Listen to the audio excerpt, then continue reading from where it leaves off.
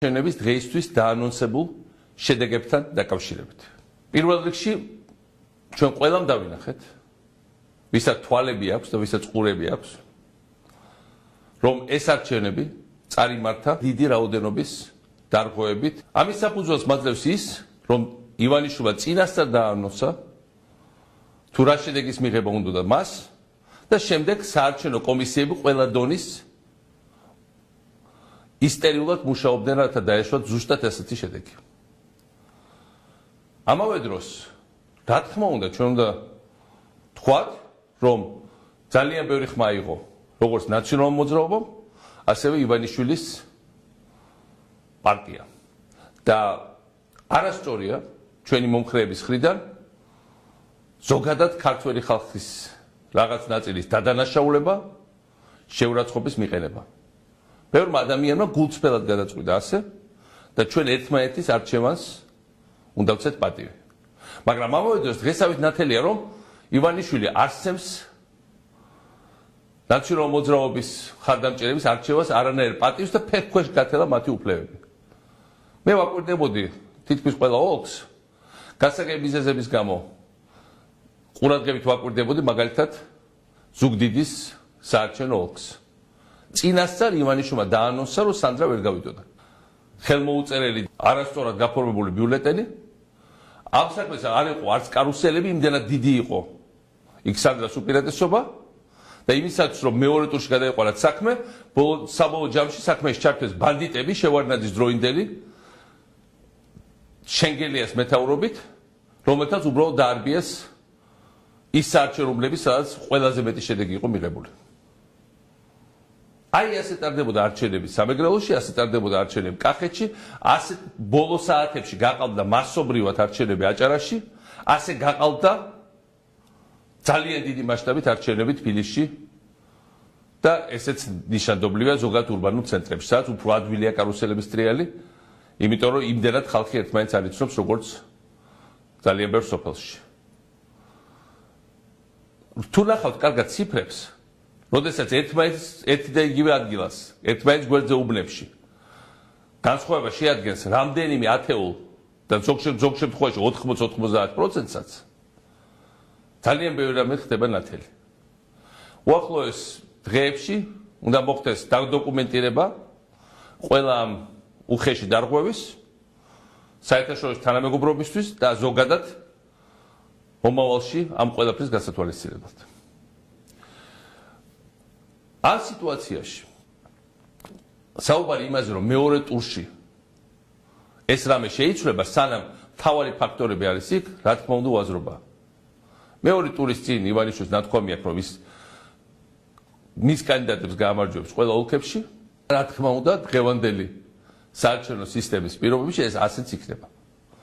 ამიტომ პირდაპირ მინდა გითხრათ, რომ მე ვერ ხედავ ას. რა თქმა უნდა ეს ყველა კანდიდატის ინდივიდუალური გადასაწყვეტია მეორე ტურში მონაწილეობის და ამითი პრაქტიკულად ლეგიტიმაციის ძალიან უხეში დარღვევებით ჩატარებული არჩევნების, რაც შეეხება შემდგომ მოქმედებებს. ახლა არ არის ხელების ჩამოშვების დრო, ფრუსტრაციის, ჩვენ ყველას კარგად გვესმის, რომ შემდგომი პერიოდი იქნება ძალიან რთული.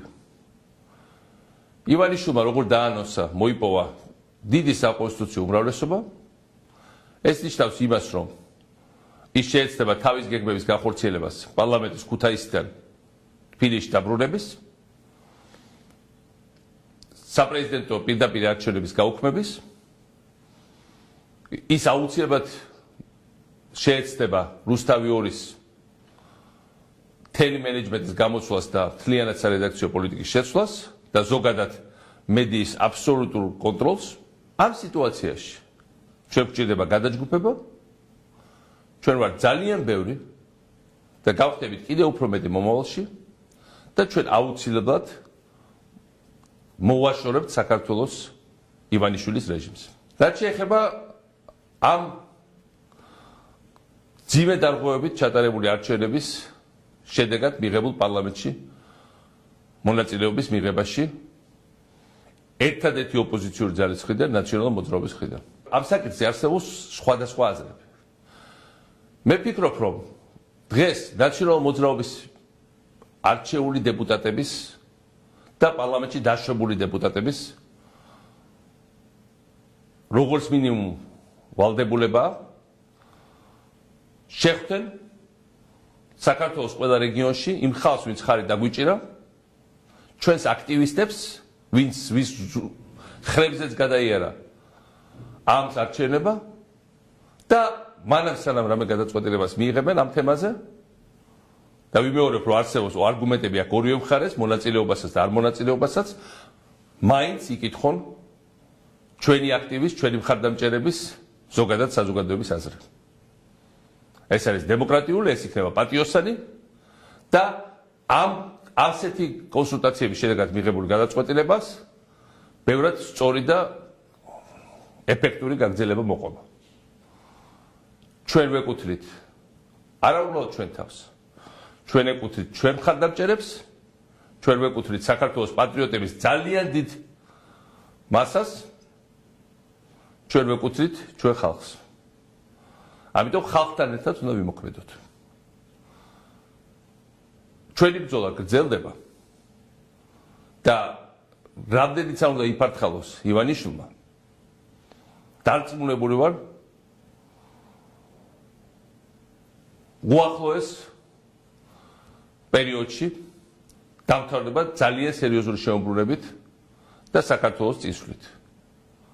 დღეს ჩვენ აღმოჩნდით განსაცდელში, მაგრამ ყველაფერი რაც არ კლავს აძლიერებს.